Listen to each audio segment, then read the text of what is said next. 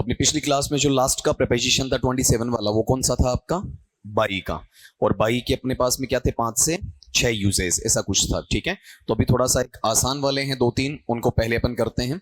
जैसे 29 का है अपने सीक्वेंस में, और ये रहेगा आपका ये वाला पार्ट। देखो अपने पास में एक प्रीपोजिशन है, कौन सा है आपका? अंडर। अंडर का शाब्दिक अर्थ आप लेते हो तो अंडर को क्या पढ़ दोगे बताओ? देखें आपका के नीचे, ये मीनिंग दे दोगे। ठीक है, अब ये जो के नीचे का अर्थ आता है वो सब जानते हैं, आराम से बता सकते हो, लेकिन इसमें यूज का कैसे पता चले? के नीचे के लिए कुछ प्रीपोजिशन और भी हैं आपकी। ठीक है, तो आप कैसे बता पाओगे कि स्पेसिफिकली ये पर्टिकुलरली किसका है? अंडर का ही है। इसका यूज कैसे दे पाओगे बताओ? देखें, नहीं, जैसे ये एक ऑब्जेक्ट है आपका, ये यहां पर दूसरा ऑब्जेक्ट है जो इसके नीचे है। ठीक है, या ऐसे हो सकता है कि ये ऑब्जेक्ट है, नीचे वाला ऑब्जेक्ट यहां पर इसे टच कर रहा है। ठीक है, या ऐसे हो सकता है कि नीचे वाला ऑब्जेक्ट है वो टच भी कर रहा है और क्या कर रहा है? गति कर रहा है, इधर भी गति कर सकता है। या ऐसे हो सकता है कि नीचे वाला ऑब्जेक्ट टच नहीं कर रहा है और फिर भी क्या कर रहा है? आपका गति कर रहा है। किसी भी मायने में नीचे वाला ऑब्जेक्ट है वो आपका नीचे रहना चाहिए, चाहे गति करे ना करे, आगे गति करे, पीछे गति करे, स्पर्श करे ना करे, कोई फर्क नहीं पड़ेगा। ठीक है, लेकिन जब भी आप इसे नीचे देखते हो ना, तो आप सीधा सा है कि जो आपकी नेकेड आईज हैं, जो आपकी नग्न आंखें, उनसे आपको नीचे वाला ऑब्जेक्ट स्पेशली नजर आ जाना चाहिए, आसानी के साथ में नजर आ जाना चाहिए आपका। ठीक है, जैसे मैं यहां पर आपके लिए एक एग्जांपल लिखने से पहले बोलूं कि आप लोगों की जो लेग्स हैं, आपकी जो टांगे या पैर हैं, मुझे आराम से दिखाई पड़ रहे हैं। कहां हैं? टेबल्स के नीचे हैं। ठीक है, मुझे दिख रहे हैं। आप चाहे हिलाते हो, नहीं हिलाते हो, टेबल को टच करते हो, नहीं करते हो, बताओ किस में जाएगा? अंडर में। हम लोग ये जो फोर सीलिंग है आपका, इसके नीचे है, तो क्या बोला जाएगा? Under the four ceiling. आप वाला अंडर द टेबल हो जाएगा। ठीक है, एक चीज ये भी ध्यान रखना कि आपके पास में एक टर्म ऐसा आता है जिसे अपन क्या पढ़ते हैं वहां पर? Under the table. तो ये तो सिंपल तो वो था कि टेबल या मेज के नीचे है, लेकिन इसका एक इडियोमेटिक मीनिंग निकलता है। इडियोमेटिक मीनिंग समझते हो आपका? लोकोक्ति या कहावत से जुड़ा हुआ, मुहावरे से जुड़ा हुआ अर्थ है। तो अंडर द टेबल का मतलब होता है आपका ब्राइबरी। ब्राइबरी समझते हो आपका? ब्राइबरी को अपन हिंदी में क्या कहते हैं? आपका रिश्वत। ये जो रिश्वत वाला काम होता है उसे भी क्या कहा जाता है? आपका अंडर द टेबल कहा जाता है। क्लियर आपका? ठीक है, लेकिन वो एक अलग चीज आ गई आपकी। यहां पर ये प्रीपोजिशन वाला मेन मीनिंग नहीं आएगा, बल्कि आपका इडियोमेटिक नेचर आ जाएगा। अब इसका एक एग्जांपल मैं यहां लिखूं कि the exhausted labourer rested blank a shady banyan tree। ठीक है, अब इसको एक बार चेक करो, बताओ इसमें अगला क्या कहना चाहता? बोलो देखें आपका क्या बोल रहा है कि जो एग्जॉस्टेड लेबर है, लेबरर का मतलब क्या है? मजदूर या श्रमिक, काम करने वाला। एग्जॉस्टेड का मतलब क्या रहेगा आपका? इसे अपन क्या पढ़ सकते हैं वहां? टायर्ड। टायर्ड का मतलब थका हुआ, क्लांत, श्रांत, जो भी आप कहें। उसने एक छायादार बरगद के वृक्ष के नीचे आराम करना शुरू किया। तो जब आप देखते हैं तो इसमें ऊपर वाला पार्ट किसका है? पेड़ वाला है। नीचे वाला कौन है? लेबरर है। ठीक है, आपको आराम से दिखाई पड़ रहा है। अब वो चाहे नीचे सो रहा है, बैठा हुआ है, हिल रहा है, स्थिर अवस्था में, वॉटेवर द पोस्चर इज, कोई फर्क नहीं पड़ रहा, लेकिन है कहां? वो आपका नीचे है। बताओ इसमें आप किसको अप्लाई कर देंगे? आपका अंडर को अप्लाई करेंगे। ठीक है, अंडर कई बार फिक्सेशन में भी आ जाता है। ठीक है, फिक्सेशन में ये नियम नहीं लगता है आपका। जैसे आप कई बार ऐसे कहते हो कि किसी की उम्र है वो कम बताते हो, ठीक है, कि जितनी होनी चाहिए उससे कम है, तो बताओ उसे क्या कह दोगे? आपका अंडर एज। उसमें वो मीनिंग नहीं निकलेगा। ठीक है, अगर आपने ये कह दिया कि कोई काम है वो आपका निर्माणाधीन है, चल रहा है, तो उसे आप क्या कहते हैं वहां पर? आपका अंडर कंस्ट्रक्शन। ठीक है, अभी इसका वहां निर्माण कार्य प्रगति पर है या फिर चालू है आपका। या फिर आप ये कहते हैं कि प्रक्रियाधीन है काम आपका, तब आप क्या कहेंगे बताओ? देखें उसे आपका अंडर प्रोसेस। इस टाइप की जो चीजें आती हैं वो चीजें वहां पर उस मीनिंग से बिल्कुल अलग हैं। जो पहले अपन ने देखा ना नीचे वाला अर्थ, उससे क्या रहेंगी? आपका अलग रहेंगी, ठीक है। उसमें उस तरीके से आप वहां पर मत लगाना। जैसे किसी का कम आकलन करते हो तो आपने सेंटेंस सुना होगा, don't under estimate the power of A common man like that. ऐसा कुछ वाक्य आता है कि आप आम आदमी है, उसकी शक्ति को कम आकलित नहीं कर सकते। तो यहां पर भी ये वो कम का मीनिंग दे रहा है, नीचे का मीनिंग नहीं देगा। बताओ उसे क्या कहा जाता है आपका? अंडर एस्टिमेट, मतलब आकलन कम करना, ठीक है, या अंडर वैल्यू बताना है आपका, ठीक है। वो चीज फिक्सेशन में आएगी। तो ये शब्द आते हैं तब तो फिक्सेशन में आप सीख लो, ठीक है। और अगर यहां पर इसका शाब्दिक अर्थ है तो इस हिसाब से इसका यूज किया जाएगा। सिंपल सा यूज है इसका, कोई एडिशनल यूज वहां पर नहीं होगा, ठीक है। नोट करो, देखें इसे आपका। अब अगले पे आओ, देखें यहां पर ये जो आपने प्रीपोजिशन लिया था आपका वहां पर 29 का, इसी से जुड़ा हुआ एक पैटर्न आप और देखो। ये जो नीचे वाला अर्थ आ रहा है ना आपका, इसी को लेना है। नंबर 30 का आप इसमें पढ़ सकते हो। और इसे अपन पढ़ते हैं तो ये जो नाम आएगा प्रीपोजिशन का, इसे बताओ मैं क्या कह दूंगा आपका? बीनीथ। और बीनीथ का हिंदी मीनिंग भी अपन लेंगे तो बीनीथ को भी हिंदी में क्या कहा जाएगा आपका? के नीचे। इससे कोई फर्क नहीं पड़ेगा चाहे वो अंडर है या बीनीथ, शाब्दिक अर्थ वापिस क्या रहेगा आपका? के नीचे ही रहेगा। क्लियर आपका? अब इसमें यहां पर यूज में थोड़ा सा डिफरेंस आएगा कि एक ऑब्जेक्ट नीचे है, एक ऑब्जेक्ट ऊपर ऐसा है जो इसे क्या किए हुए आपका? कवर किए हुए। कवर का मतलब इसे ढके हुए हैं, ठीक है, इसको आवरण दिए हुए हैं। और ये नीचे वाला ऑब्जेक्ट आपको तब तक दिखाई नहीं पड़ेगा जब तक कि आप ऊपर वाले ऑब्जेक्ट को परे नहीं कर देते हैं, हटा नहीं देते हैं, ठीक है। आप ये मान के चलिए कि सपोज करो कि मेरे हाथ में यहां पर ये रिमोट है, ठीक है। अब इस रिमोट को देखो मैंने यहां रख दिया पाम के ऊपर, तब तो ये क्या है? ऑन है, ऑन माई पाम, ठीक है। ये वाला ऊपर वाला पाम है, इसके वो नीचे आ रहा है तो इस ऊपर वाले के लिए क्या आ जाएगा? अंडर आ जाएगा। दिख रहा है आपको, ठीक है। अब मैंने क्या किया, इस तरीके से डाल दिया, ठीक है। ये ऊपर वाले के क्या है आपका? नीचे है, ठीक है। नीचे आप फ्लोर मान लो, ग्राउंड मान लो आपका, नीचे हाथ मत मानो आपका। अब यूं ये इसके नीचे है तो नीचे, लेकिन आपको दिखाई नहीं पड़ रहा है। जैसे मैं यहां से हाथ हटाऊंगा ये आपको नजर आने लग जाएगा। तो इस स्थिति में ये अंडर है या बीनीथ है आपका? बीनीथ है, ठीक है। सिंपल सा है, यानी कोई ज्यादा इसमें चेंज नहीं आता है। लेकिन अपन अंडर और बीनीथ को एक मान लेते हैं, जबकि दोनों में हल्का सा क्या है? डिफरेंस रहेगा, फर्क वहां पर रहेगा। जैसे कि एग्जांपल से इसे ज्यादा सीखोगे। मैंने ये लिखा कि my little sister hid my wallet blank the quilt, ठीक है।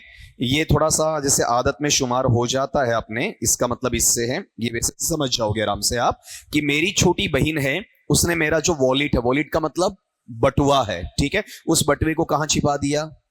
क्विल्ट के नीचे। क्विल्ट बोले तो रजाई, ठीक है। ऐसे वर्ड्स आने चाहिए आपको। क्विल्ट का शाब्दिक अर्थ आप लेते हैं तो इसे क्या कहते हैं आप? रजाई कहते हैं। जैसे ये अपने पास में ये टर्म है कौन सा? ब्लैंकेट। अगर ब्लैंकेट को आप पढ़ते हो तो ब्लैंकेट को क्या कह दोगे वहां पर? कंबल कह दोगे, ठीक है। और ये जो हिड है ये किससे बना है आपका? हाइड से बना है। हाइड आपका फर्स्ट फॉर्म है, इसका सेकंड फॉर्म हिड है, और इसका थर्ड फॉर्म आप लेंगे तो ये क्या बन जाएगा वहां पर आपका? हिडन बन जाएगा, ठीक है। अब एक लगे हाथ चीज और सीख लो। जैसे ये वॉलेट आपका आ रहा है, ठीक है, तो यहां वॉलेट में और पर्स में भी डिफरेंस है। जैसे जो अपने मेल हैं, जेंट्स हैं, बॉयज हैं, ठीक है, अब वो क्या करते हैं? अपनी पॉकेट में, चाहे यहां हो यहां हो यहां हो, व्हाटएवर जो उनका सूटेबल प्लेस है, ठीक है। जैसे नॉर्मली अपन देखते हैं 99% आपको बैक में ही मिलेगा, बुटक्स के ऊपर ही, ठीक है। लेकिन वहां पर ये जो है वो अंदर जा रहा है ना आपकी पॉकेट के अंदर, वो पर्स नहीं है बल्कि क्या है? वॉलेट है, ठीक है। अब जब आप पर्स वाली बात कर रहे हैं ना आपका, तो पर्स का मतलब फीमेल फैक्टर में आ जाएगा, और इसका सीधा सीधा वैल्यू इससे है। ये जब लड़कियां अपना क्लियरली बोलती हैं ना, ठीक है, जो छोटा सा पर्स होता है इस साइज का आपका, ठीक है, जिसे वो हाथ में लेके घूमती हैं, दैट इज कॉल्ड पर्स। उसे कहते हैं हैंड पर्स, जिसे हाथ में रखा जाता है, ठीक है। वो पॉकेट वाला नहीं है। पॉकेट वाला क्या है आपका? वॉलेट है, ठीक है। और यहां पर ये जो इस तरीके से ले जाते हैं उसे क्या कहते हैं आपका? बताओ भाई। यहां भी तो पर्स ही है ना वो एक तरीके से, ठीक है, लेकिन वो क्या हो जाएगा? शोल्डर पर्स हो जाएगा या आर्म पर्स हो जाएगा, जिसे आप हैंडबैग बोल देते हैं। थोड़ा सा बड़ा है तो वो हैंडबैग में काउंट हो जाता है। लेकिन लड़के जो यूज कर रहे हैं आजकल क्या कहते हैं? अरे मेरा पर्स कहां गया, ठीक है, वो पर्स नहीं होना चाहिए। वो वर्ड क्या निकलना चाहिए आपका? वॉलेट निकलना चाहिए। आप पूछ लेना अपने दोस्तों के अंदर, लगभग क्या बोलेंगे? पर्स बोलेंगे, जबकि होना क्या चाहिए आपका? वॉलेट होना चाहिए। अब अपनी मेन थीम पर वापिस आओ। मेन थीम किसकी बताओ आपका? बीनीथ की है, ठीक है, कि मेरी छोटी बहन ने मेरा जो बटुआ है उसे आपका रजाई के नीचे छिपा दिया। मतलब है कहां? रजाई के नीचे। रजाई को हटाते ही आपको आराम से दिखाई पड़ जाएगा, उससे पहले दिखाई नहीं पड़ेगा। तो बताओ यहां पर अंडर द क्विल्ट आएगा या फिर बीनीथ द क्विल्ट आएगा? Beneath the quilt. आराम से डिफरेंस कर पा रहे हो? ठीक है, अब ऐसे वर्ड्स आपको पता होने चाहिए। थोड़ी देर पहले जैसे मैंने ये टर्म लिया था, गौर करो, ये ऊपर वाला छत वाला लिया था ना, ऐसी छोटी छोटी चीजें आप मुझसे पूछ लिया करो, अगर मैं भी नहीं बताऊं ना, क्योंकि हमारे लिए इसमें कुछ नया नहीं होता है, ये हमारी घिसी पिटी बातें होती हैं। ठीक है, जैसे ऊपर वाली छत है आपकी, भाई जैसे इस मकान के ऊपर की छत है वो क्या है? रूफ है। ये अंदर वाली छत क्या है? सीलिंग है। ठीक है, अब इस सीलिंग के पहले एक प्रीफिक्स जुड़ गया है, कौन सा? फोर। फोर का मतलब होता है टू कवर। फोर का मीनिंग क्या रहेगा आपका? To cover. ठीक है, यानी एक तरीके से ये कह सकते हो जो फ्रंट में है, अग्रभाग में है आपका, आगे वाले हिस्से में, वो क्या होता है? फोर होता है। जैसे ये क्या है आपका? सर है। ठीक है, ललाट है अपना, तो यहां सर के आगे वाला हिस्सा है, सर तो ये भी हो गया ना आपका। ठीक है, ये भी तो सर ही है आपका, हेड है। ठीक है, लेकिन ये सर के आगे वाला हिस्सा हेड है या फोर हेड है?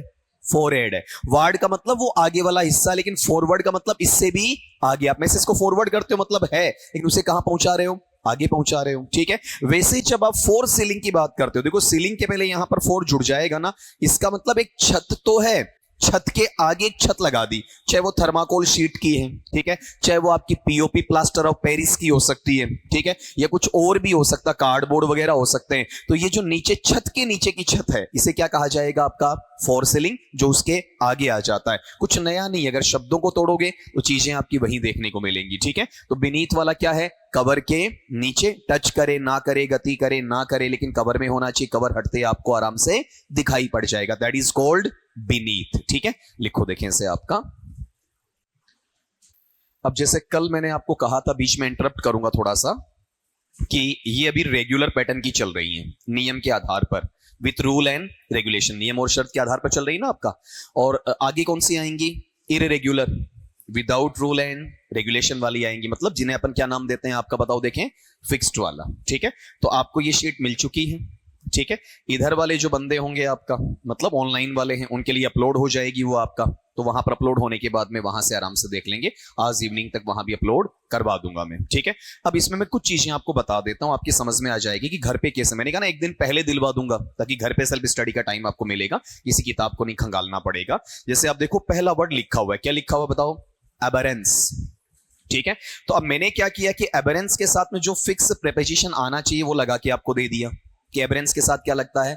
अव लगता है। पहली प्रॉब्लम दूर हो गई जो पेपर में हमसे पूछा जाता है, पेपर में यही होगा, एबरेंस देके क्या देगा? ब्लैंक स्पेस देगा। ठीक है, फिर प्रॉब्लम आपको ये आती है कि सर इसका मीनिंग क्या है, तो जो सिंपल इंग्लिश है उसमें लिखा है, जिसे आप आराम से पढ़ सको। अब इंग्लिश की क्लास है तो यहाँ पूरी हिंदी ट्रांसलेशन तो अच्छा है नहीं, अगर मान लो 20, 30, 50 आपको नहीं आते हैं तो बेझिझक, चाहे ऑनलाइन रिकॉर्डिंग हो रही हो, ठीक है, मैं अपने स्टूडेंट के कभी अगेंस्ट नहीं जाता हूं, कभी उसका वहां पर नुकसान नहीं करूंगा। ठीक है, कोई डर वाली बात नहीं, आप बोलोगे तो डिस्टर्ब होगा ना, तो एक बार क्या कर दो, हल्का सा हैंड अपलिफ्ट कर दो, हैंड अपलिफ्ट करते ही मुझे समझ में आ जाएगा। ठीक है, या फिर जैसे क्लास खत्म होती है तो उस वक्त मुझसे मिल लो, दोनों ऑप्शंस आपके पास हैं। लेकिन चलती क्लास में अगर पूछते हो ना, तो उसका बेनिफिट ये होता है कि उसे पूरे तरीके से क्या कर लेते हैं? एक्सप्लेन कर लेते हैं, और छोटे मोटे स्लाइड डाउट्स हैं उनको अपन लास्ट में भी 2-4 मिनट रुक के आराम से सोल्व कर सकते हैं। ठीक है, अब देखो सामने क्या लिखा है? ए स्ट्रॉन्ग फीलिंग, एक मजबूत भावना, ऑफ हैट, जो किसकी है? नफरत की है, घृणा की है। Pad with a feeling of loathing, जिसका युग्म अवस्था का भाग है, जिसे जोड़ा जाता है, संयोजित किया जाता है किसके साथ में? एक ऐसी भावना के साथ में जो अंदर की कुंठा होती है। ठीक है, अपन कई बार किसी से नफरत करते हैं तो यूं गाड़ी नफरत करने लग जाते हैं। ठीक है, उसके घर में कोई डेथ होती तो हमें हंसी आती है, उसका एक्सीडेंट होता तो अच्छा हुआ। ठीक है, उनको किसी बिजनेस में नुकसान हुआ तो हमें लगता है कि नहीं नहीं बढ़िया है, भगवान तो है ऊपर। ठीक है, यानी किसी का, दूसरे का बुरा हो रहा है उसमें हमें खुशी हो रही है। ठीक है, ये गलत है। अपन कहते हैं कि भगवान के घर देर है अंधेर नहीं है, लेकिन ये अपना दायित्व नहीं है कि किसी का बुरा सोच के अपन खुश हो जाएं, ये अपना मानवीय नेचर कहता है। लेकिन जो बंदा किसी की दुख को देखकर खुश होता है, उसमें क्या होती है? आपकी एबरेंस होती है, नफरत भी होती है, अंदर की कुंठा भी आती है। ठीक है, जो मानव का एक स्वभाव माना जाता है। इस तरीके से इसमें समझाया हुआ है। अब आप देखोगे तो लास्ट में आ जाओ, इसके पेज नंबर 7, 7 पेजेस हैं टोटल आपके 1 से 7 तक। ठीक है, उसमें देख लो लास्ट में कहां तक चले गए अपन? 6 to 6 तक बात हुई थी अपनी। ठीक है, और लास्ट का अल्फाबेटिक लेटर कौन सा है? वर्णमाला का अक्षर Z का है, और शुरू में किससे है?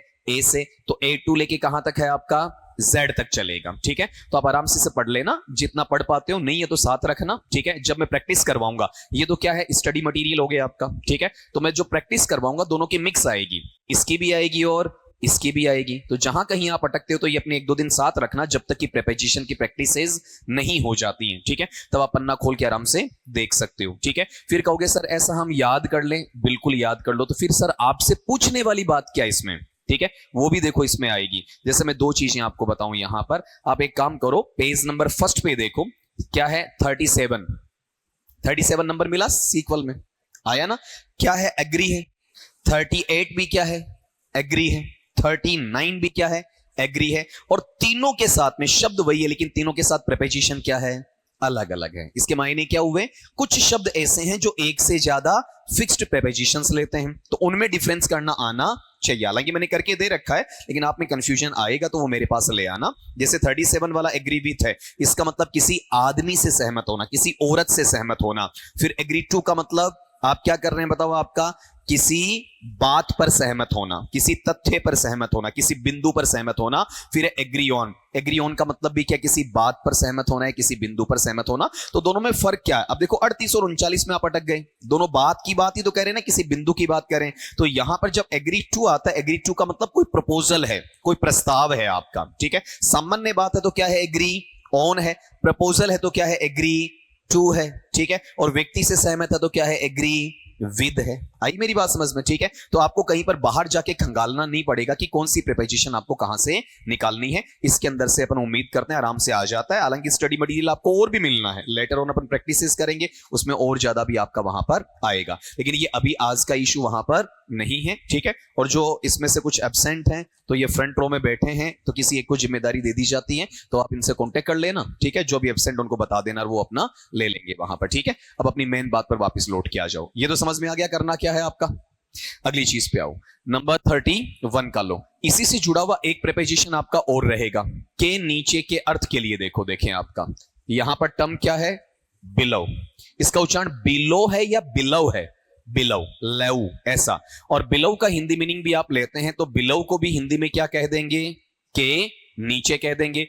अब इसमें क्या होता है कि यहां पर ये जो पार्ट है ना बिलव, इसे केवल क्या कर सकते हो आप, मेजर कर सकते हो। मेजर का मतलब माप सकते हो। इसे क्या कर सकते हो, फील या रियलाइज कर सकते हो, महसूस कर सकते हो, या इसका एहसास कर सकते हो, ठीक है। या फिर आप इसे क्या कर सकते हो, वहां पर कहीं पर भी एस्टिमेट कर सकते हो। एस्टिमेट करने का मतलब इसका आकलन किया जा सकता है, ठीक है। इसे इंटरप्रेट कर सकते हो। इंटरप्रेट का मतलब इसे उत्प्रेक्षित कर सकते हो, इसके बारे में जानकारी देख सकते हो। मैं इतनी चीजें लिख रहा हूं, इसके साथ में ये जोड़ूंगा एटसेट्रा।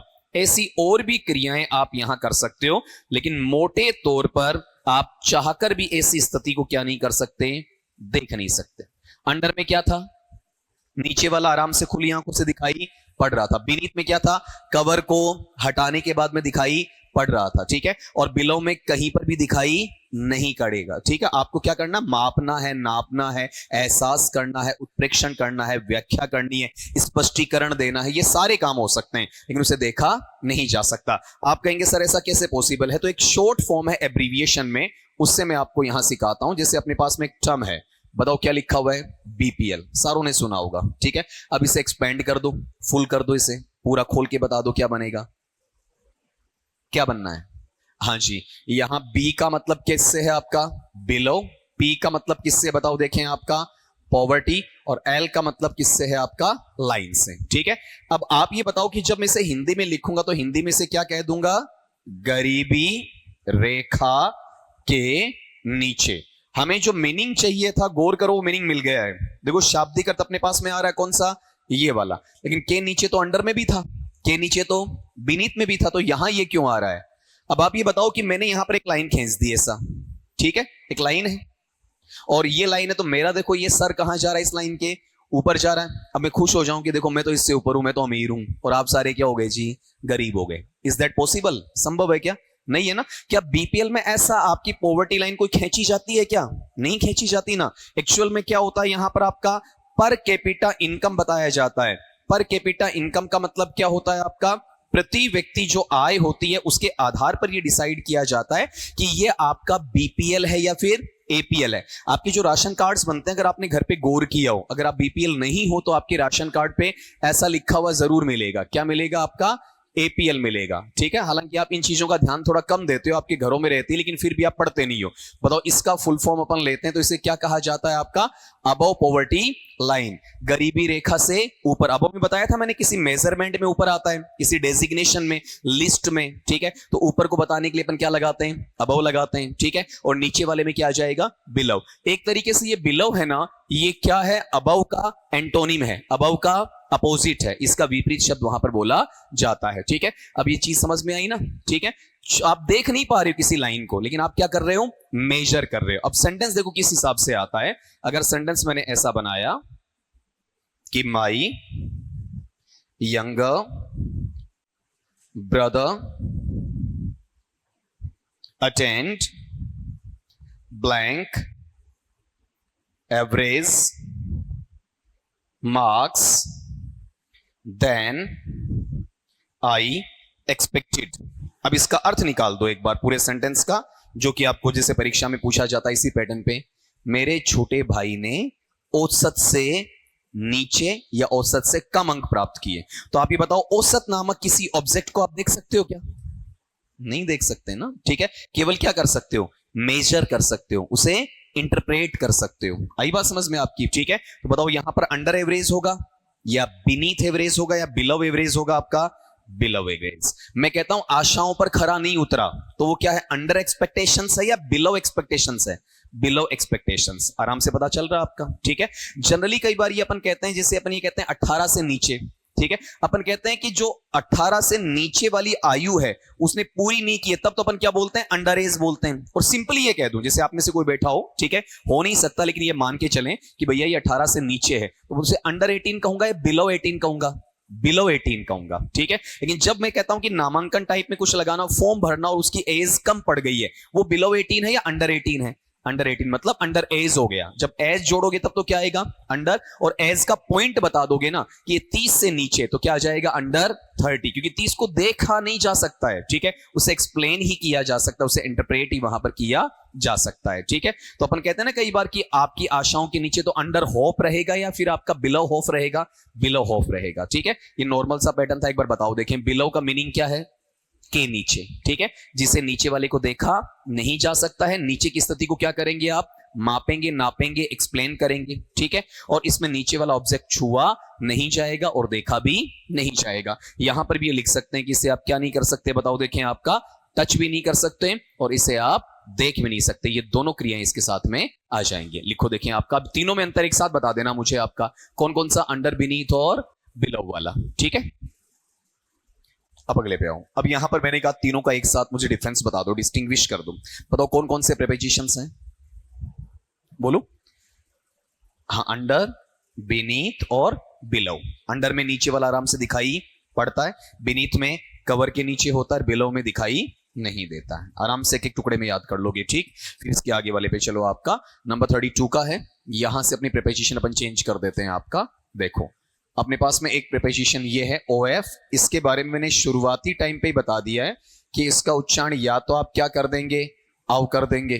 ठीक है, और या फिर इसका प्रोनाउंसिएशन क्या कर देंगे? बताओ देखें, आपका ओव कर देंगे। ठीक है, इनमें से किसी एक को लीजिए, आपका अव या ओव। ऑफ नहीं होगा। ठीक है, और इसका जब शाब्दिक अर्थ आप लेते हैं तो इसका शाब्दिक अर्थ क्या बनता है? बताओ देखें, आपका का, के, की। सिंपल सा है, उसका, उसकी, उसके, इस तरीके से। ठीक है, अब यहां पर ये काम कहां आता है? जब आप क्या करते हैं? किसी चीज को कंबाइन करते हैं।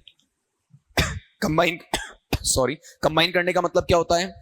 जोड़ते हैं। ठीक है, या फिर क्या करते हैं? आपका किसी रिलेशन को, रिलेशन का मतलब क्या होता है? जो संबंध है या रिश्ता है, उसे आप वहां पर एस्टेब्लिश करते हैं। एस्टेब्लिश का मतलब आपका स्थापित करते हैं। अब ये जो रिलेशन है ना, ये आपका टेम्पररी भी हो सकता है। टेम्पररी का मतलब वहां पर अस्थायी हो सकता है, या फिर ऐसा हो सकता है कि ये कैसा बन जाए? आपका वहां पर परमानेंट बन जाए, स्थायी बन जाए। कोई फर्क नहीं पड़ेगा, लेकिन जोड़ने के लिए, काके की कार देने के लिए क्या आ जाएगा? आपका अब आ जाएगा या फिर ओव आ जाएगा। क्लियर है? ठीक है, जैसे मैं सिंपल से सिंपल एग्जांपल यहां पर बनाता हूं। अगर मैंने ऐसा लिखा है आपका कि पेन आओ राहुल, अब इसका अर्थ निकालना। आप बताओ इसका मीनिंग क्या है?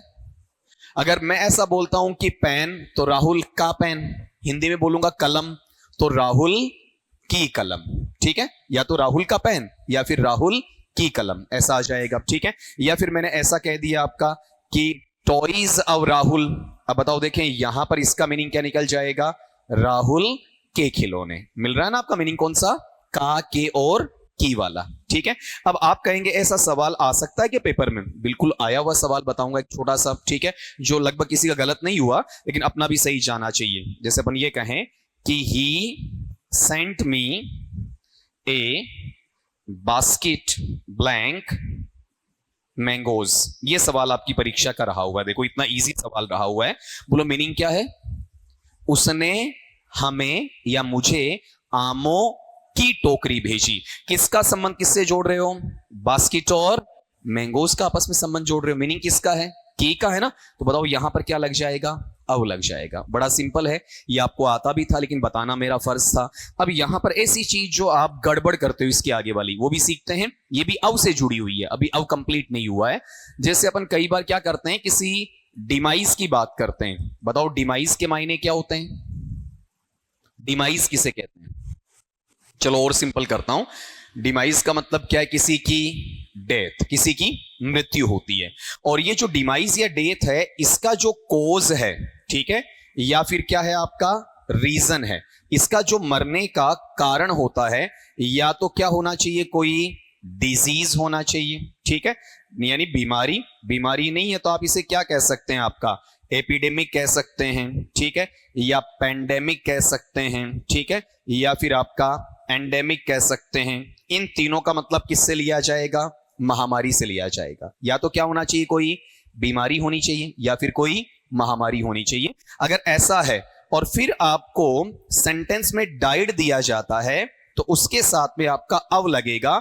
और ये अव कैसा है, आपका फिक्स्ड प्रीपोजिशन। एफ स्टैंड कर रहा है फिक्स्ड के लिए, पी स्टैंड कर रहा है प्रीपोजिशन के लिए, जो अभी मैंने आपको दिया है, ठीक है। लेकिन ये एक ही कंडीशन में आएगा, ये रट्टा मत मार लेना, कौन सा, कि डाइड आते ही हमेशा अव लगा दे, ये जरूरी नहीं है। डाइड का रीजन क्या होना चाहिए, बीमारी या महामारी होना चाहिए, अदर रीजन में नहीं आएगा। जैसे सिंपल सा अपन सेंटेंस यहां लिखते हैं, आप समझेंगे। मैंने लिखा है ही डाइड ब्लैंक। अब देखो मैं यहां ऐसा लिखूं कि ये कोलेरा है, या फिर मैंने ऐसा लिख दिया कि कोरोना है, कोरोना नहीं लिखूं तो क्या लिख दूं आपका मैं, कोविड, या फिर आपका ट्यूबरक्लोसिस हो सकता है, कैंसर हो सकता है, कोई सी भी डिजीज यहां पर मैं लिखूं आपका, कोई भी एक, ठीक है। जनरली परीक्षा में इसका हवाला ज्यादा मिलता, किसका, कोलेरा का, कि वह आदमी किससे मरा, हैजे से मरा। तो हैजा क्या है, एक बीमारी।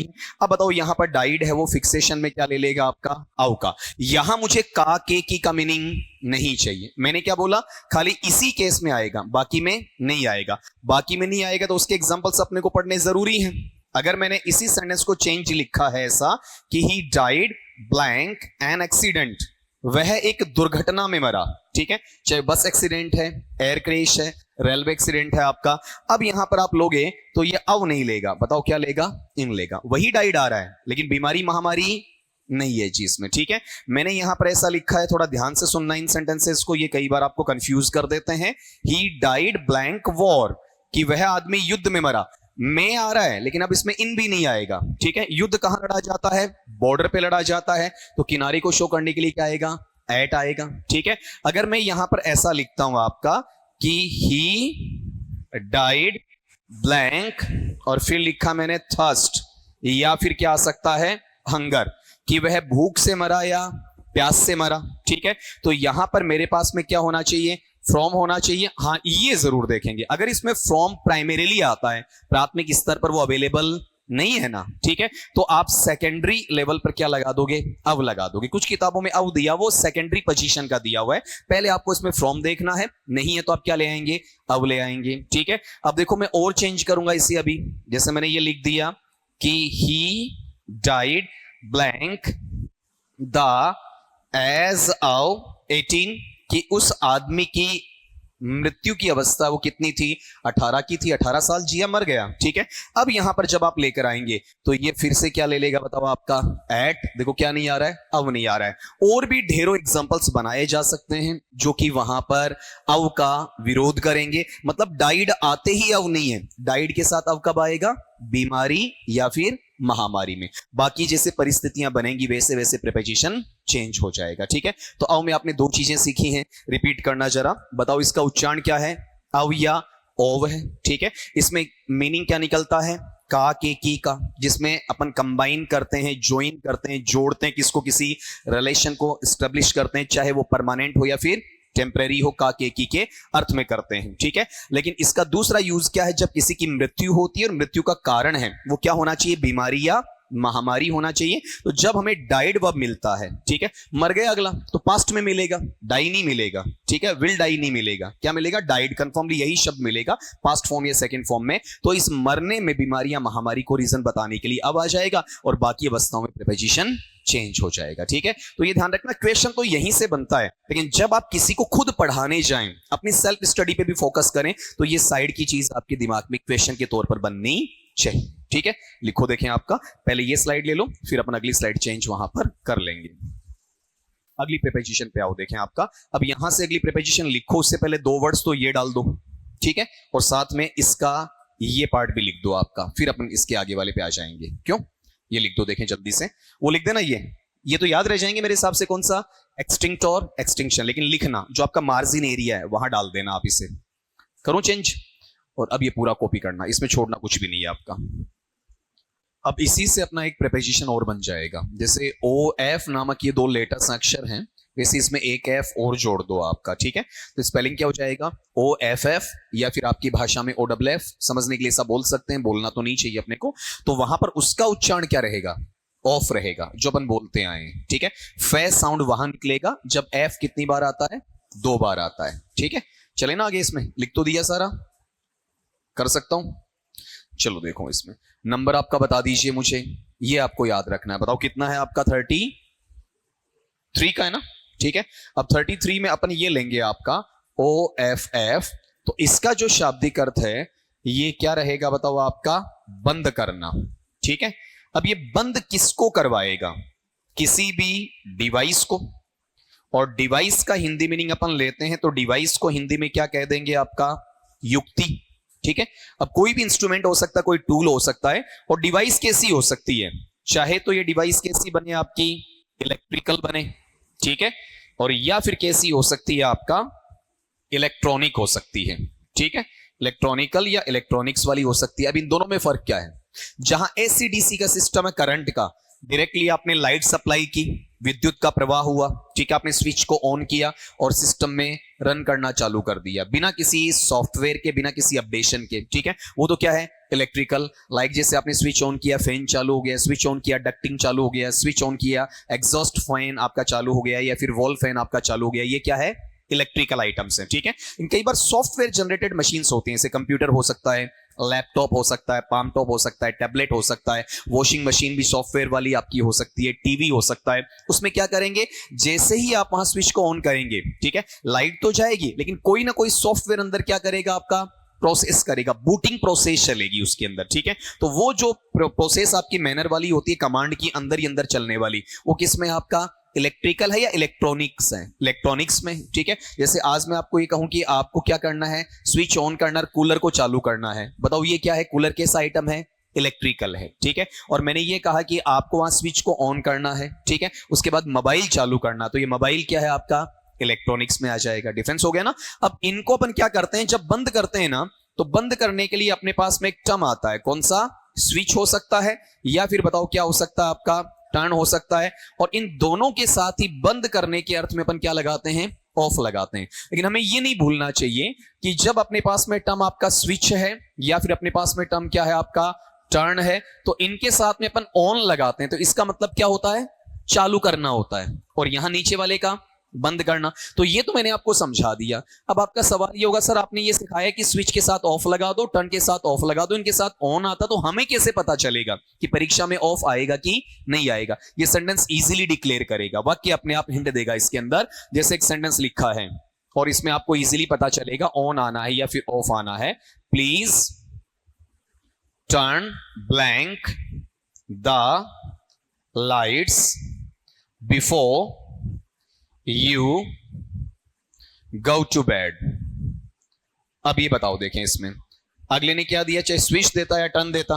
क्या कह रहा है, लाइट्स को क्या करना है आपको बताओ, बंद, क्योंकि इससे पहले कि आप बिस्तर पर सोने के लिए जाओ। तो हम अमूमन देखते हैं कि जिसको डर वर नहीं लगता है वो 99% क्या करेगा, लाइट्स को ऑफ करके ही सोएगा। ठीक है, कॉमन थिंकिंग इसमें काम में लेनी है आपकी। तो आप बताओ यहां पर क्या होना चाहिए, इसमें आपका टर्न ऑन होगा या फिर टर्न ऑफ होगा, टर्न ऑफ। ठीक है, अब जैसे मैं कहता हूं कि आप कमरे में प्रवेश करते हो तो आपको क्या करना, लाइट को ऑन करना है। सो रहे हो तो उससे पहले क्या करना, आपका बंद करना है। इजीली पता चलेगा। क्लास छूटने के बाद में सारे फैंस हैं, डक्टिंग है, वो क्या होना चाहिए, बंद होना चाहिए। क्लास चालू होते ही क्या होने चाहिए, ऑन होने चाहिए। इजीली पता चल जाएगा, इसमें कोई दिक्कत वाली बात नहीं है। अभी ऑफ का एक मीनिंग और आएगा, उससे पहले एक बार रिपीट करवा दो मुझे, बताओ ऑफ का मीनिंग क्या है आपका, बंद करना। किसको बंद करना, किसी डिवाइस को, चाहे वो कैसा है आपका, इलेक्ट्रिकल है या फिर इलेक्ट्रॉनिकल है। ठीक है, मैं यहां पर एक काम करता हूं, इसमें इलेक्ट्रॉनिकल जो लिखा हुआ है ना, इसको मैं थोड़ा सा हटाकर देखो ऐसा कर देता हूं, इसमें कौन सा, इलेक्ट्रॉनिक्स, क्योंकि आपका ज्यादा ये सुना हुआ रहता है। कौन सा सुना हुआ रहता है,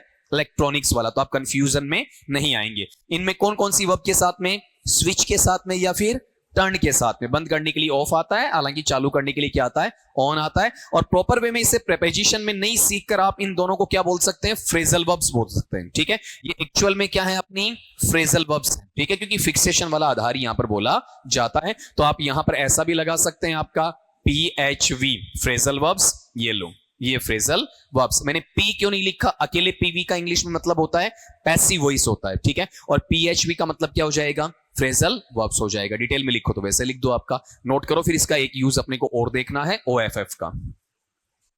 अगले पार्ट में देखो, इसी का एक और टुकड़ा ले लो आपका, OFF का ही।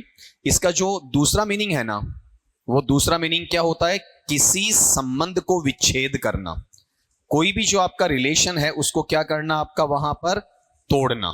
ठीक है, संबंध को तोड़ना या संबंध विच्छेद करना। मैं यहां पर ये इंग्लिश में भी से डाल देता हूं कि जो आपका रिलेशन, वही चीज मैं दोबारा बोलूंगा पीछे वाली, चाहे ये आपका परमानेंट होता है, परमानेंट का मतलब स्थायी होता है, या फिर आपका क्या रहेगा वहां पर, टेम्पररी है, टेम्पररी का मतलब आपका अस्थायी है। वो रिलेशन क्या होना चाहिए, आपका ब्रेक होना चाहिए। ठीक है, तो वहां पर क्या आ जाएगा, OFF आ जाएगा, ऑफ लग जाएगा। ठीक है, जैसे यहां पर एक सेंटेंस लिखते हैं अपन, और सेंटेंस में ये डाला है कि the kid fell blank the roof while flying the kite। ये लो, इसका मीनिंग क्या निकला, बच्चा छत से नीचे गिर गया जब वह पतंग उड़ा रहा था। बताओ किसका संबंध किससे जुड़ा हुआ था, इस बच्चे का संबंध इस छत से जुड़ा हुआ था। ये परमानेंट रिलेशन था या टेम्पररी था, टेम्पररी था, लेकिन नीचे गिरा तो संबंध तो टूटा है ना आपका। तो बताओ यहां पर क्या आ जाएगा, आपका ऑफ आ जाएगा। ठीक है, अब मैंने देखो इतनी जगह छोड़ी, इसके पीछे वजह क्या है, इसकी प्राइमरी पोजीशन ये है, लेकिन अगर ये आपके पास नहीं है ना, मैं फिर बोल रहा हूं ये नहीं है, तो आपके पास में एक सेकेंडरी प्रीपोजिशन है, कौन सा, फ्रॉम है। ये लो, ठीक है, पहले आप ये देखो कि इसमें ऑफ है क्या, वही आंसर है, नहीं है तो क्या हो जाएगा, फ्रॉम हो जाएगा। ठीक है, ये सेकेंडरीली वहां पर आ जाएगा। अब ये आपने टेम्पररी देखा तो परमानेंट देख लो आपका। जैसे मैं ये कहूं आपका, ए hair fail blank my scalp. ये लो, कोई बंदा कहता कि मेरे सर से, मेरी खोपड़ी से एक बाल टूटकर नीचे गिरा, तो बाल का आपके सर के साथ में संबंध कैसा है, परमानेंट है। ठीक है, अब ये ब्रेक हो रहा है तो यहां पर आप बताओ क्या लगा दोगे, आपका ऑफ लगा दोगे। और अगर ये अवेलेबिलिटी में नहीं आता है तो आप यहां इसे किस में लेकर जा सकते हो, आपका फ्रॉम में। ठीक है, तो फ्रॉम भी संबंध विच्छेद करता। मैंने फ्रॉम में ये चीज वहां नहीं बोली थी, ठीक है, क्योंकि वहां ये थोड़ी कम समझ में आती। अब इसके कंपैरिजन में ये चीज क्या आएगी, ज्यादा समझ में आएगी। जब आपने फ्रॉम का यहां देखा है तो थोड़ा सा आपको पीछे लेकर चलूंगा। अभी आपने यहां पर देखो ये काम देखा था, कौन सा, किसी चीज में बीमारी से मरना या महामारी से मरने वाला देखा था ना आपने। ठीक है, अब आप ये कह सकते हैं सर कोई आदमी क्या करता है, आपका सफर करता है। सफर समझते हो, आपका सफर का मतलब होता है पीड़ित होना, ठीक है, दुखी होना। ठीक, अब सफर आएगा तो वो फिक्सेशन में क्या लेगा, आपका फ्रॉम लेगा। लेकिन आप ये नहीं कहोगे कि खाली बीमारी से पीड़ित होना, पीड़ित चाहे कैसे भी हो, आपकी आर्थिक समस्या है, नैतिक समस्या है, सामाजिक है, धार्मिक है, राजनीतिक है, शैक्षिक है, ठीक है, आध्यात्मिक है, किसी भी प्रकार की समस्या क्यों ना हो, क्या कहोगे आप वहां पर, सफर के साथ हमेशा फ्रॉम है। डाई के साथ हमेशा अब नहीं है, लेकिन सफर के साथ हमेशा क्या है आपका फ्रॉम। मैं सरदर्द से परेशान हो रहा हूं, क्या बोलोगे? I am suffering from A headache.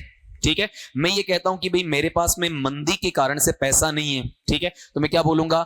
I am suffering from the shortage of money. ठीक है, सफर लगते ही 100% क्या आना आपका? फ्रॉम आना है। ठीक है, तो ये चीज जैसे आपकी फ्रॉम की है तो मैंने यहां फ्रॉम को अलग बताया है, ठीक है, ऑफ और फ्रॉम में अलग बता दिया, और खुद फ्रॉम में ही वो चीज अलग बताई थी, क्योंकि यूज क्या हो गए आपके? डिफरेंट हो गए। ठीक है, अब वापिस वहीं पर लौट के चलो जहां पर अपन ने छोड़ा इसे। अब देखो यहां पर ये परमानेंट था और ये कैसा है आपका? टेम्पररी वाला है। दोनों सीख लिया आपने। ठीक है, अब एक चीज ये भी देख सकते हो आपका कि जब आप इसे पढ़ते हो ना आपका, ठीक है, तो खाली ऑफ भी बोला जाता है। कई बार कहते हैं ना ऑफ, इसका मतलब वो काम क्या हो गया है? बंद हो गया है। तो बंद होने का मतलब वहां से उस काम का संबंध विच्छेद हो रहा है। ये स्पोकन में काम में लिया जाता है, रिटन में काम में नहीं आता है। रिटन में कभी अकेला ऑफ नहीं बोला जाएगा, इसके साथ में कोई ना कोई दूसरा शब्द वहां पर काम में लिया ही जाएगा। ठीक है, तो एक बार रिपीट कर दो। ऑफ का दूसरा मीनिंग क्या है? किसी भी रिलेशन को, चाहे परमानेंट या टेम्पररी है, उसे ब्रेक करना, यानी संबंध को क्या करना है? विच्छेद करना है। ठीक है, चाहे वो किसी भी रूप में हो सकता है। संबंध विच्छेद करते वक्त अगर ऑफ आपको नहीं मिलता तो उसका सप्लीमेंट कौन बन सकता है? फ्रॉम वहां पर बन सकता है। ठीक है, लिखो, देखें वो चीज लिख देना, सफर फ्रॉम वाली जो पीछे की स्लाइड थी, सफर के साथ हमेशा फ्रॉम, और उसका एक एग्जांपल बना देना। देखो देखें इसमें, अगले पे चलो। अब नंबरिंग बता दो मुझे इसमें। यहां पर ये था आपका 33 का था ना, अब 34 वाले पे आओ। और 34 के अंदर आपको देखना है कि एक तरीके से मैं इसे प्रीपोजिशन का नाम नहीं दूंगा, ठीक है, ये एडवर्बियल में भी जाता है, ये कंजक्शन में भी जाता है, लेकिन कहीं ना कहीं ये प्रीपोजिशनल फ्रेज के साथ में आ जाता है, तो इसे अपने को पढ़ना पड़ता है। और उसमें एक साथ दो चीजें पढ़ोगे आप। एक तो कौन सा आपका? सिंस पढ़ोगे, और एक वहां पर क्या पढ़ लोगे आपका? फॉर पढ़ लोगे। अभी भी मैं कह रहा हूं इसे प्रॉपर वे में अकेला प्रीपोजिशन नहीं कहा जाना चाहिए। कभी कभी ये कंजक्शन का काम करता है, कभी कभी ये टाइम एडवर्बियल का काम भी वहां पर करता है। तो यहां इनके अर्थ पे नहीं जाओगे, सीधा इसके यूज पे जाओगे। इन दोनों को अपन पहले कहां पढ़ लेते हैं बताओ? देखें आपका टाइम एडवर्बियल्स में पढ़ लेते हैं, और ये चीज अपन ने correct forms of the verb ये टेंस में भी पढ़ रखी है। ठीक है, टाइम एडवर्बियल्स के अंदर ये कौन से में काउंट हो जाएंगे बताओ? देखें आपका वहां पर परफेक्ट कंटिन्यूअस में काउंट हो जाएंगे। और परफेक्ट कंटिन्यूअस की अपन बात करते हैं, ठीक है, तो परफेक्ट कंटिन्यूअस में लगता क्या है बताओ? देखें आपका यहां पर बीन, और बीन के साथ में क्या आना चाहिए? वर्ब का फर्स्ट फॉर्म, और प्लस में क्या आ जाएगा आपका? आईएनजी आ जाएगा। ये प्रेजेंट परफेक्ट कंटिन्यूअस हो सकता है, ये पास्ट परफेक्ट कंटिन्यूअस हो सकता है, ये फ्यूचर परफेक्ट कंटिन्यूअस हो सकता है। प्रेजेंट परफेक्ट कंटिन्यूअस में क्या लगाते हो आप? हैज या have plus been plus verb का first form plus I N G. Past perfect continuous में क्या लगाते हो? Had plus been plus verb का फर्स्ट फॉर्म प्लस आईएनजी। और फ्यूचर परफेक्ट कंटिन्यूअस में क्या लगाते हो? विल या shall plus have plus been plus verb का फर्स्ट फॉर्म प्लस आईएनजी। लेकिन कॉमन उनमें ये रहेगा ही रहेगा आपका। ठीक है, अब इस चीज को अपन पढ़ते हैं तो देखो, देखें सेंटेंस कैसा बनता है। मैंने ये कहा कि आई ब्लैंक, और यहां पर ये जो तो थोड़ा समय से वर्ब के हिसाब से नहीं बना के सीधा लिख देता हूं कि आंसर सीधा आसानी से निकल आए। आई शैल have been doing this blank for us, और फिर यहां पर लिखा है आपका blank tomorrow। अब ये जो पार्ट है, इस पार्ट में आप अपना आंसर सोच के रखना। मैं यहां पर इसे दूसरे में चेंज करूंगा, दूसरे में कन्वर्ट करूंगा। सेंटेंस ऐसा आ जाए, I have been doing this blank for us। आपके माइंड में ये चलना चाहिए कि आंसर क्या है आपका। फिर यहां पर ये टर्म आ जाता है कि I have been doing this blank 4 PM। ये चीज अपन ने पहले पढ़ी है, हल्की सी रिकेपिचुलेट वापस होकर आ रही है आपका। ठीक है, अब नीचे से लो, देखें इसे। अगला कह रहा है कि मैं इसे 4 बजे से कर रहा हूं। बताओ इसमें क्या आ गया? बीन प्लस वर्ब का फर्स्ट फॉर्म प्लस आईएनजी। ठीक है, और साथ में क्या आ गया आपका? टाइम आ गया। ठीक है, तो बताओ क्या लगना चाहिए? सिंस या फॉर लगना चाहिए। अब डिसाइड करना है कि सिंस आएगा या फॉर आएगा। तो ये ध्यान दो कि सिंस को अपन वहां काम में लेते हैं जहां पर अपने पास में क्या होता है बताओ? देखें आपका पॉइंट ऑफ टाइम होता है। सिंस कहां यूज आएगा आपका? पॉइंट ऑफ टाइम में। और पॉइंट ऑफ टाइम को जब आप हिंदी में पढ़ोगे तो इसे हिंदी में क्या कह सकते हो? आपका निश्चित समय बिंदु। ठीक है, अब निश्चित समय बिंदु मैंने लिख तो दिया, लेकिन एक्चुअल में आप समझने की कोशिश करना। क्या है इसमें, जैसे सप्ताह के 7 वार हैं, Sunday Monday Tuesday Wednesday Thursday Friday Saturday, या फिर आपके वर्ष के 12 महीने, जनवरी फरवरी मार्च अप्रैल मई जून जुलाई अगस्त सितंबर अक्टूबर नवंबर दिसंबर है, ठीक है। कोई ईयर हो सकता है, वर्ष आपका 2023 है, आपका 1986 है, 2007 है, 2015 है, ठीक है। या आपका टाइम हो सकता है 1 से 12 AM, 1 से 12 PM, 1 से 24 ओ क्लॉक हो सकता है, या फिर ऐसा मॉर्निंग है, इवनिंग, आफ्टरनून है, नाइट है, मिडनून है, मिडनाइट है, इस टाइम में आ सकता है। कोई सीजन हो सकता है, स्प्रिंग है, ऑटम है, रेनी है, विंटर है आपका, इस टाइप में। ये सारे किसमें बताओ, देखें आपका वहां पर पॉइंट ऑफ टाइम में है, ठीक है। लेकिन जब आप बात करते हो वहां पर अपने पास में पॉइंट ऑफ टाइम नहीं, जो मैं ऊपर लिखने वाला था पहले, कौन सा, पीरियड ऑफ टाइम, ठीक है। तो जब आप पीरियड ऑफ टाइम की बात करते हो तो ये निश्चित की बजाय बताओ किसमें चला जाएगा आपका, वहां पर अनिश्चित समयावधि में चला जाएगा, जहां पर आप कंफर्मली नहीं कह सकते।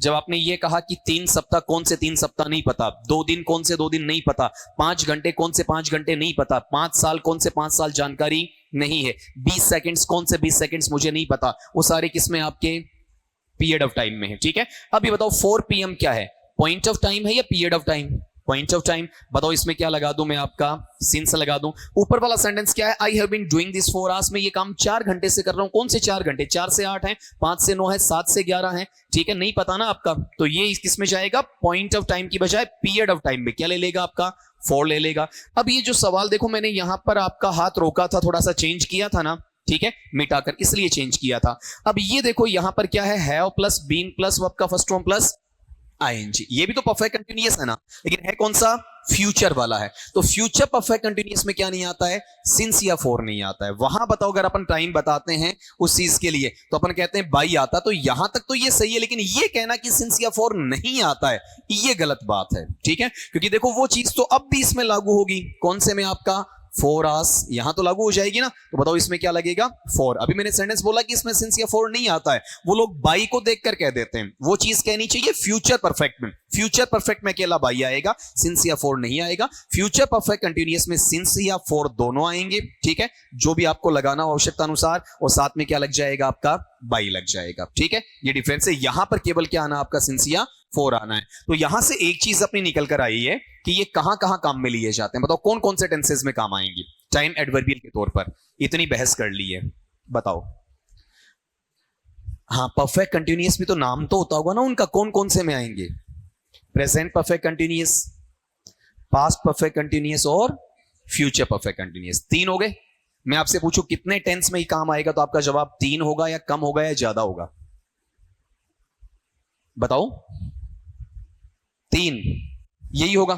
चलो एक सवाल पूछता हूं फिर आपसे। अभी देखो अपने पास में यहां पर ऐसा सवाल है कि she has not eaten anything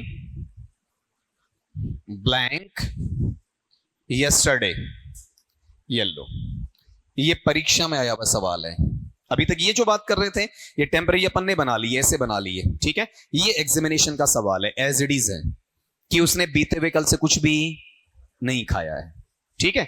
अब इसमें आपको बताना है, बताओ ये परफेक्ट कंटीन्यूअस है किसी भी एंगल से, परफेक्ट कंटीन्यूअस नहीं है ना, आईएनजी नहीं है ना आपका।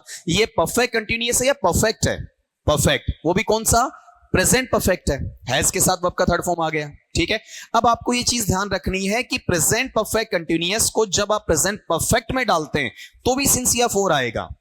पास्ट परफेक्ट कंटीन्यूअस को जब आप पास्ट परफेक्ट में डालते हैं तो भी सिंस या फॉर आएगा, केवल एक जगह नहीं आएगा। फ्यूचर परफेक्ट कंटीन्यूअस को आप किस में ले आते हैं, फ्यूचर परफेक्ट में, तब वहां पर सिंस या फॉर नहीं आएगा। अब मेरा जवाब दो, कितने टेंसेस में सिंस या फॉर आएगा, 3 में आएगा या 5 में आएगा, ये मैंने आपसे पूछा था, ठीक है। रिपीट करो, किस किस में आएगा, present perfect continuous, past perfect continuous, और फ्यूचर परफेक्ट कंटीन्यूअस। किस में नहीं आएगा, फ्यूचर परफेक्ट में नहीं आएगा। अगर ये लॉजिक आपको पता होता तो इस सवाल को सोल्व करने में दिक्कत नहीं है। हैज प्लस वर्ब का थर्ड फॉर्म प्रेजेंट परफेक्ट है, साथ में क्या दिया है, टाइम दिया है, और ये मैंने बताया था आपका टुडे, टुमारो, यस्टरडे, ये सारे क्या होते हैं, पॉइंट ऑफ टाइम होते हैं आपका, ठीक है। तो बताओ यहां पर फॉर आएगा या फिर सिंस आएगा, आपका सिंस आएगा। ये मैं अभी आपको बोल के लिखवाऊंगा, क्योंकि ऐसी जो गलतियां आप कर रहे हो ना नॉर्मलाइजेशन वाली, इनमें दिक्कत ये आती है कि आप परीक्षा में तो हद से ज्यादा कर देते हैं। अभी मैंने आपसे पूछा कितने में आएगा, उन्होंने सही जवाब देने की कोशिश की थी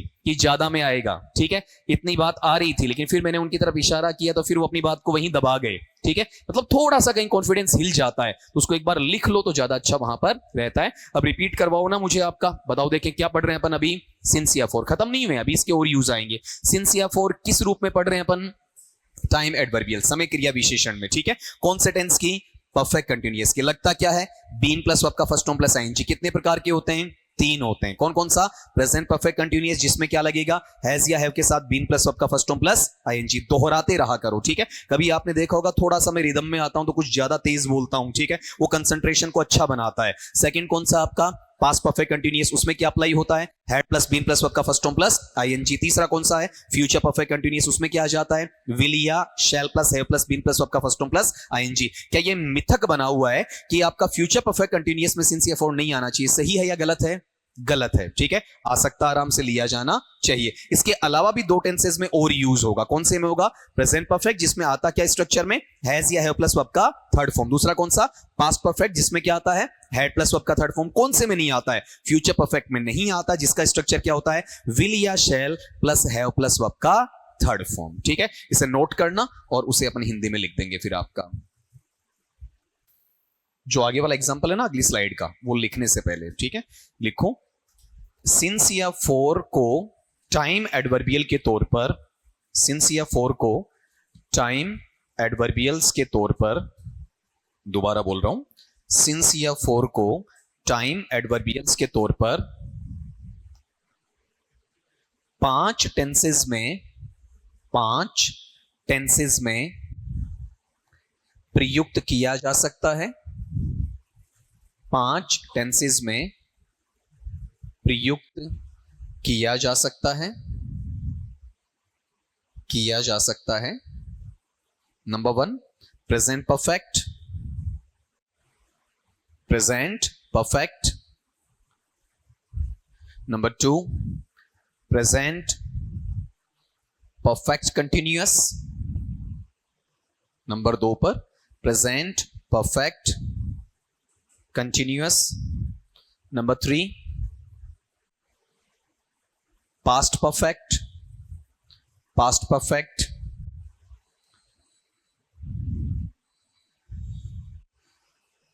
नंबर 4 पर past perfect continuous, past perfect continuous. Number 5 पर future perfect continuous, future perfect continuous. लेकिन एक हल्की सी लाइन जोड़ दो, लेकिन फ्यूचर परफेक्ट में, लेकिन फ्यूचर परफेक्ट में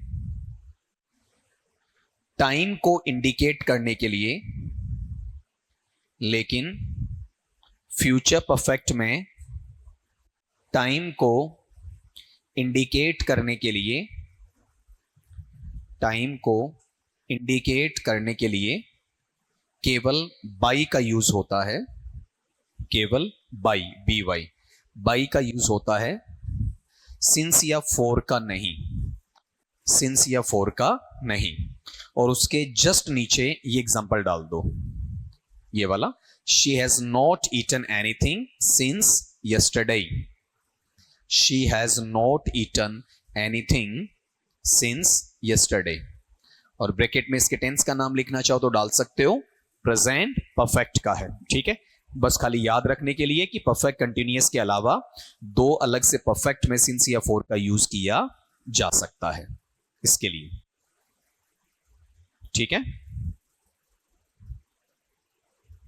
चले आगे, अब लिख दिया होगा आपने। अब इसमें नेक्स्ट पे आओ, देखें आपका नेक्स्ट थिंग देखो अपने पास में, आपने एक वर्ड देखा होगा, ये वाला जो लिख रहा हूं, बोल के बताना क्या शब्द है? बिकॉज, सब जानते हो। बिकॉज का मीनिंग क्या होता है आपका? क्योंकि। अब ये मैंने क्यों लिखा है? इसका जो सप्लीमेंट है, इसका जो पूरक है ना, उसके रूप में भी अपन इन्हें काम में ले सकते हैं। किस किस को? आपका सिंस को काम में ले सकते हैं या फिर फॉर को। कुछ समझ में आया मैंने क्या बोला है? जब जरूरत पड़े तो बिकॉज किसका काम कर सकता है? सिंस या फॉर का काम कर सकता है, क्योंकि का अर्थ वहां पर दे सकता है। मैंने कहा था ना कंजक्टिव फ्रेज में भी काम आ सकता है, तो पहले अपन ने एडवर्बियल में पढ़ लिया, अब कंजक्शन टाइप का इसका मीनिंग वहां पर पढ़ते हैं। जैसे मैं यहां पर एक सेंटेंस लिखता हूं कि the boy is weeping harshly blank his father rebuked him badly। ये लो, अब इसका मीनिंग निकालना। जो अपन कारण और तर्क की बात करते हैं ना, वैसा सेंटेंस है, ठीक है, कि वह बच्चा जोर जोर से रो रहा है। कई बार मारवाड़ी में नहीं कहते तो आप ढां ढां रो रहे हैं, ठीक है, दहाड़ दहाड़ कर आपका एक अजीबोगरीब आवाज में। क्यों रो रहा है? क्योंकि उसके पापा ने उसे बुरे तरीके से रिब्यूक कर दिया। रिब्यूक का मतलब, रिब्यूक, हाँ यही तो। देखो ये वर्ड आपको आने ही चाहिए। जैसे ये वर्ड है रिब्यूक है, या फिर क्या है आपका रिबफ है, ठीक है, या फिर शब्द क्या है आपका चाइल्ड है, या फिर आपका वर्ड क्या है वहां पर स्काउल्ड है। ये लो, इसका मतलब क्या होता है? डांटना, फटकारना, ठीक है। इन सब का मीनिंग वही है, सिनोनिम है ये सारे के सारे, ठीक है। बोलो एक बार कौन कौन सा? रिब्यूक, रिबफ, चाइल्ड और स्काउल्ड। इसका मीनिंग है डांटना, फटकारना, ठीक है। तो आप यहां पर मीनिंग के अनुसार क्या लगाओगे? क्योंकि उसके पापा ने डांटा फटकारा, तो बताओ क्या आना चाहिए आपका? बिकॉज। पहली प्राथमिकता यही है ना, ठीक है। अगर ये अवेलेबल नहीं है तो ये काम कौन कर देगा आपका? फॉर कर देगा, ठीक है।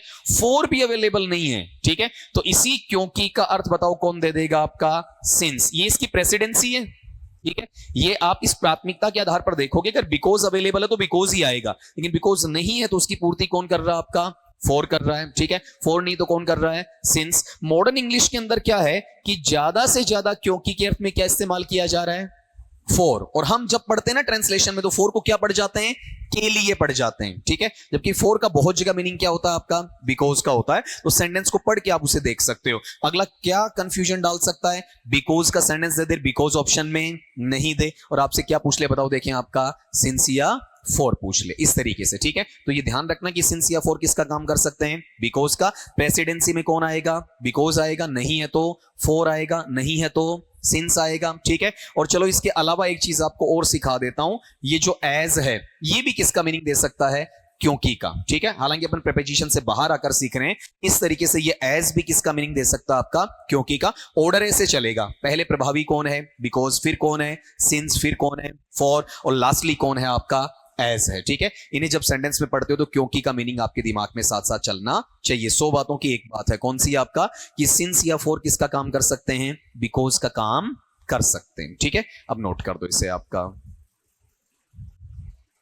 अब इसका थोड़ा सा यूज आपको और देखना अभी, है ना। अभी आपने किसका देखा है? सिंस फॉर टाइम एडवर्बियल में, फिर सिंस फॉर किसके में लिए? बिकॉज में। अब थोड़ा सा हटकर अपन लेंगे आपका, देखो इसमें कुछ चीजें ऐसे बता रहा हूं मैं आपका। कभी भी आपको किसी भी प्रोडक्ट की प्राइस बतानी हो, थोड़ा ध्यान से सुन लेना इसे, ये थोड़ा अच्छा बनेगा। कोई भी प्रोडक्ट है आपका, कोई भी उत्पाद है, कोई भी मटेरियल है, कोई भी आइटम है, उसका आप कीमत बताओगे, ठीक है। तो कीमत बताने के लिए आप ये ध्यान रखना कि जनरल मैनर में ये चीज इंपॉर्टेंट आपकी, कि सामान्य तरीके से केवल आपके पास में प्रोडक्ट हो और उसकी प्राइस हो, तो आप यहां पर किसका यूज कर देंगे? आपका फॉर का यूज कर देंगे, ठीक है।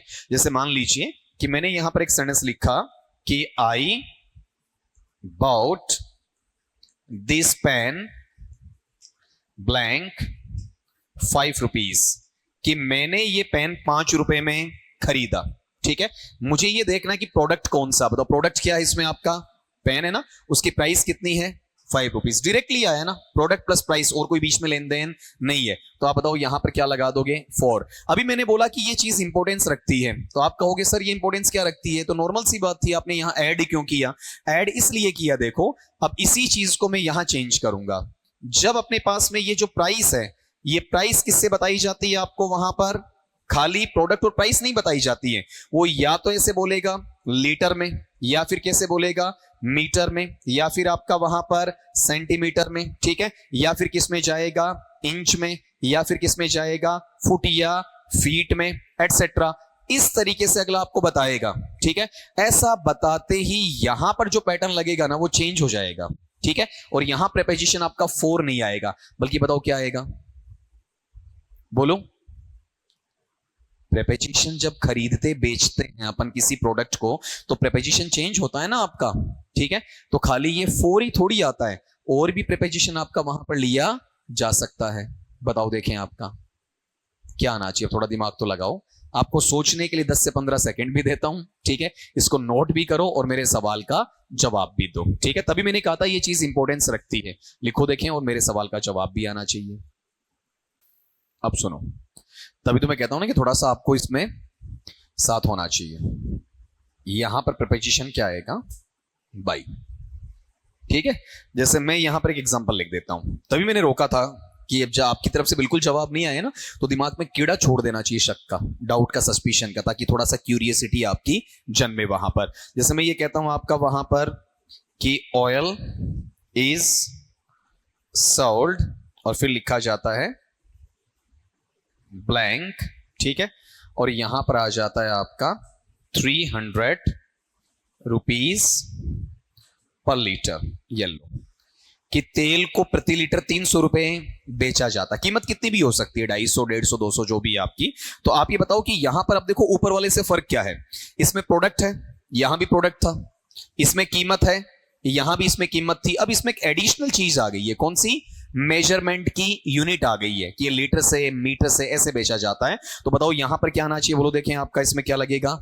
बाई लगेगा। जब आप यहां गलत कर रहे हो ना, तो उम्मीद करता हूं कि यहां भी गलत करोगे। फिर आपका देखो, अगर प्राइस दी जाती है आपकी प्रोडक्ट के साथ में, प्रोडक्ट सब में आ गया, प्राइस सब में आ गई।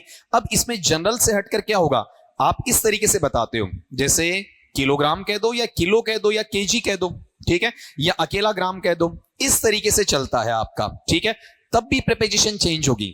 अब बाई नहीं आएगा, अब क्या नहीं आएगा आपका? फोर नहीं आएगा। बताओ क्या आएगा? एट आएगा, ठीक है? अब की बार जवाब बिल्कुल सही है। ये देखो आपका यहां वाला पार्ट है। जैसे मान लो कि मैंने ऐसा लिखा है आपका, इस सेंस को चेंज कर दिया कि rice is sold blank 100 rupees per KG, कि 100 रुपए प्रति किलोग्राम के हिसाब से आपका चावल है वो बेचे जाते हैं या खरीदे जाते हैं, ठीक है? मैं फिर कह रहा हूं कीमत चेंज हो सकती, कोई फर्क नहीं पड़ना, अपने को बाजार भाव से कोई मतलब नहीं है। ये रहा आपका प्रोडक्ट, ये रही आपकी कीमत, और यहां पर मेजरिंग वर्ड क्या है? किलो है। बताओ यहां पर क्या आना चाहिए? एट। आपने गौर किया हो तो मैंने बाई भी आपको पहले पढ़ा रखा है, ठीक है? एट अभी अपन ने नहीं पढ़ा है, फोर अभी आपने पढ़ा है, बाई पहले पढ़ाकर भी उसको मैंने यहां बताया है, क्योंकि कंपैरेटिवली ढंग से सीखोगे। वहां बोलता तो ठीक, समझ में नहीं आता, वो कीमत याद रहता। अब तीनों आराम से बता सकते हो। अब लिखने से पहले मुझे बताओ, देखें आप, कि कीमत के लिए कितनी प्रीपोजिशन याद रखनी है? 3 रखनी है, ठीक है? अगर सीधा प्रोडक्ट और आपको प्राइस बतानी कि आपने कोई बाइक है या 2 व्हीलर है 80,000 में 1 लाख रुपए में खरीदा, बताओ क्या आ जाएगा? 4 आ जाएगा, ठीक है? अगर आप ये कहते हैं साहब कि मैं अपना पेट्रोल है वो 110 रुपए लीटर खरीदता हूं, ठीक है? बताओ क्या आ जाएगा? बाई आ जाएगा, ठीक है? मैंने ये कहा कि मैं चीनी 40 रुपए 45 रुपए किलो खरीदता हूं, ठीक है? बताओ क्या आ जाएगा? एट आ जाएगा, ठीक है? अब ये हमेशा के लिए याद हो गया आपका। अपना मेन मकसद 4 का था, लेकिन साइड में 2 चीजें अपनी और निकल आई है। अब नीचे वाले एग्जांपल्स को कॉपी मारो, फिर इसकी अगली बात करते हैं अपन। अब देखो नेक्स्ट वाली थिंग, इसमें एक और लो, ये जैसे प्रोडक्ट लिया आपने, सिंस का कोई रोल नहीं है इसमें, केवल किसका रोल है बताओ? फो का रोल है, ठीक है? अब अगली बात पे आओगे, इसमें दूसरा अपन ले रहे हैं, इसी के अंदर दूसरे का मतलब वापिस किसका है? 4 का ही है, ठीक है? सिंस का इस बार भी नहीं है। अगर आप किसी भी जगह ये शो करते हो, बोल के बताओ जरा, मैंने क्या लिखा है? अरे जय है या से? पर्पस, उद्देश्य है ना? उद्देश्य बताने के लिए भी आप क्या ले लोगे? आपका 4 ले लोगे, बड़ा सिंपल रहेगा, ठीक है? अभी जैसे आपने एक डाइड वर्ड लिया था, डाइड के साथ अपन क्या सीख रहे थे?